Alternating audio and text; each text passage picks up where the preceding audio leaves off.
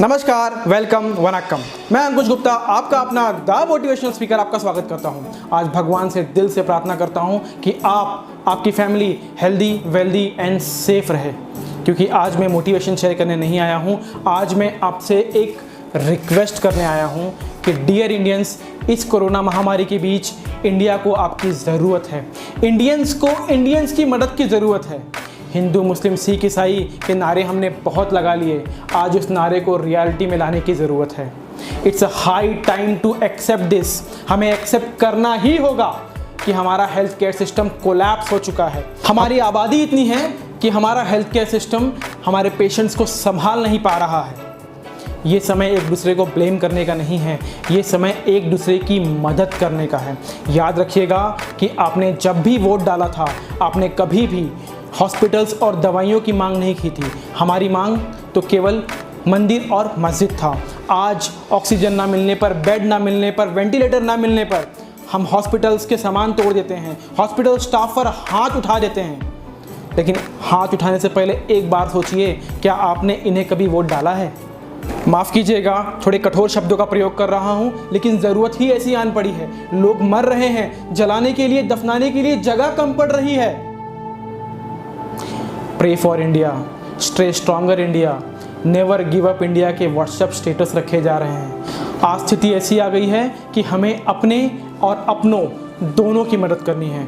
आज हमारे पेशेंट्स को हॉस्पिटल्स में ऑक्सीजन नहीं मिल रहा है। ऐसा नहीं है कि इंडिया में ऑक्सीजन की कमी है, इंडिया में भरपूर ऑक्सीजन है, खाली कमी है तो डिस्ट्रीब्यूशन चेन की, ग्रीन कॉरिडोर की। इंडिया की ऑक्सीजन डिमांड 7,000 मैट्रिक टन की है और इंडिया की ऑक्सीजन की प्रोडक्शन क्षमता 7,800 मैट्रिक टन की है, जो कि गवर्नमेंट इंक्रीज कर रही है बाय 90,000 मैट्रिक टन।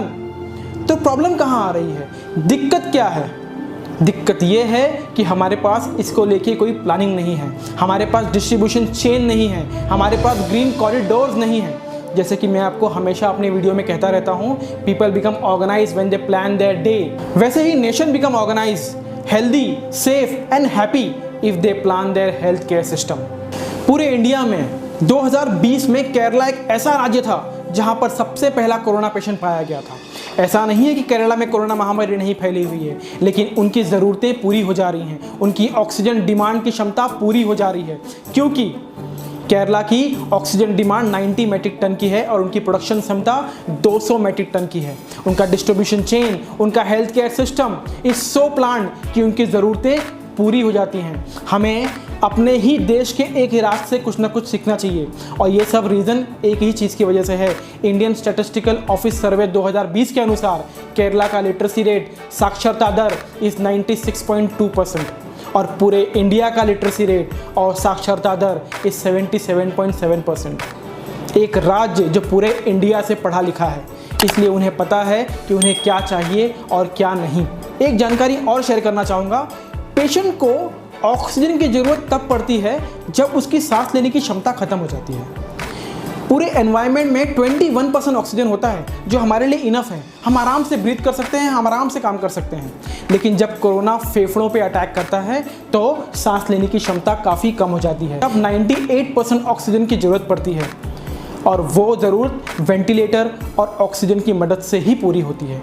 इसीलिए लोग ऑक्सीजन और वेंटिलेटर के पीछे इतना भाग रहे हैं। जो बीत गया उसे हम बदल नहीं सकते, लेकिन आने वाला कल हमारे हाथ में है।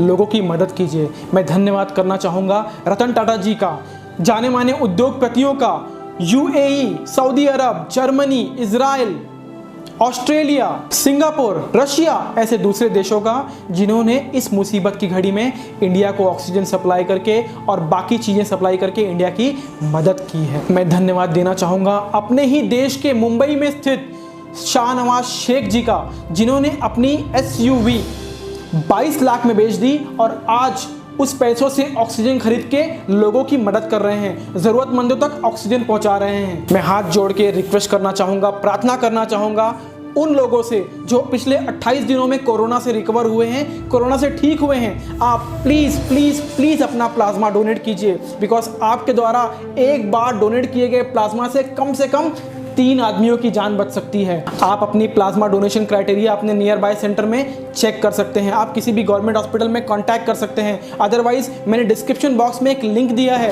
आप उस लिंक को क्लिक करके अपनी plasma donation eligibility criteria check कर सकते हैं। मैं दिल से शुक्रिया करना चाहूँगा अजय मुनोट जी का और दिल्ली के तबरेज़ खान जी का, जिन्होंने 9 बार प्लाज्मा डोनेट करके न जाने कितनी जिंदगियां बचाई हैं। कबीर जी कहते हैं, मोको कहाँ ढूंढे रे बंदे, मैं तो तेरे पास में, न तीरथ में न मूरत में, मैं तो तेरे विश्वास में। इस समय भगवान आपकी मदद करने नहीं आएगा, ऐसे ही अजय और तबरेज़ जैसे लोग भगवान के रूप में आपकी मदद करने आएंगे। आप भी प्लाज्मा डोनेट करें। अगर आप कोरोना से रिकवर हुए हैं पिछले 28 दिनों में तो आप प्लाज्मा को डोनेट करें और ऐसे ही किसी के लिए भगवान का रूप बने। बिकॉज कहीं ना कहीं कोई ना कोई पेशेंट आपके प्लाज्मा का इंतज़ार कर रहा है। क्या पता आपके प्लाज्मा से उसकी जान बच जाए। वो आपको पहचानता तो नहीं होगा, लेकिन दुआओं में ज़रूर याद रखेगा। दवाओं में ताकत हो ना हो, दुआओं में बहुत ताकत होती है और ये हर हिंदुस्तानी भली भांति जानता है। हमारे देश के डॉक्टर, नर्स, हॉस्पिटल स्टाफ आपके लिए अपनी जान दांव पे लगा रहे हैं। आप भी घर में रह के मास्क पहन के वैक्सीन लगा के इनकी जान बचाइए, इनके लिए दुआ कीजिए। सोचिए अगर हर डॉक्टर, हर नर्स, हर हॉस्पिटल स्टाफ बीवी बीवी बच्चा बच्चा कह के घर में बैठ जाए तो आप कहाँ जाएंगे? आप किससे अपना इलाज करवाएंगे? मेरी खुद की वाइफ एक गवर्नमेंट हॉस्पिटल में नर्स है। मेरे घर पे 80 साल की दादी और 3 साल का बेटा है, फिर भी वह अपनी जान की परवाह ना करते हुए रोज पेशेंट की सेवा में अपने आप को झोंक रही है। हमारे देश के कई राज्य में लोग अफवाह फैलने की वजह से वैक्सीन लगाने नहीं जा रहे हैं। मर जाओगे, इसी बात का डर है आपको। और आप जो रोज सिगरेट, बीड़ी, गुटखा, दारू का सेवन करते हैं, क्या ये आपके लिए अमृत है? माफ़ कीजिए कठोर शब्दों का प्रयोग कर रहा हूं, लेकिन इसकी ज़रूरत है। आप फालतू की अफवाहों पे ध्यान न दें। वैक्सीन लगवाएं और अपने आप को सुरक्षित करें। अपने आप को ही नहीं, अपने परिवार को भी सुरक्षित करें। याद कीजिए जब हमारे देश में पोलियो की वैक्सीन आई थी ना, तब भी ऐसी ही अफवाह फैली थी। भारत को 13 साल लग गए इंडिया के हर एक बच्चे तक पोलियो की वैक्सीन पहुंचाने में। इस समय 13 साल का समय नहीं है, हो सकता है 3 साल में ही पूरा साफ हो जाए। अगर आप ऐसा चाहते हैं तो आपके मन में जो आता है आप कर सकते हैं। अदरवाइज फालतू की अफवाहों पर ध्यान न देके आप सीधे जाके वैक्सीन लगवाएं। ये मेरा आपसे रिक्वेस्ट है, ये मेरी आपसे गुजारिश है।